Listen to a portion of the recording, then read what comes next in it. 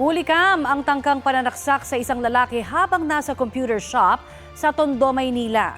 Ang krimen napigilan ng kaibigan ng biktima na dumamba sa suspect. Balitang hatid ni Jamie Santos.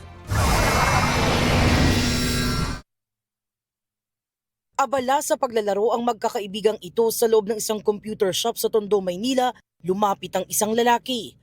Nagmasid hanggang bigla niyang itinaas ang kamay na may hawak ng patalim. Tinangka niyang saksakin ng isa sa mga naglalaro. Agad siyang napansin ng isa pang lalaki sa loob ng computer shop. Sinunggaban niya ang lalaking may patalim na bumagsak palabas ng computer shop at tumakbo palayo. Yung lalaki nga po, pumasok na po dito.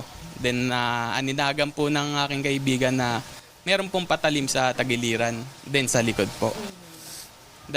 Isang maiksi po na patalim, then yung isa po, mahaba po talaga, parang pangbaboy nga daw po sabi po ng mga pulis Ang lalaking dumamba sa salarin, natakot man para sa sariling kaligtasan.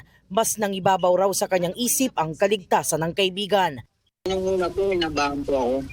Pero kahit sino naman po, ma'am, gagawin naman po yun, ma'am. Naaresto kalauna ng suspect at nakuha na ng 2 patalim. Pagkakarinig ko po sa kanya, yung tinatanong po siya, kursunada lang po talaga akong patayin. Sinusubukan pang makuna ng pahayag ang suspect. Hawak siya ng MPD Station 7 at nahaharap sa reklamong attempted homicide.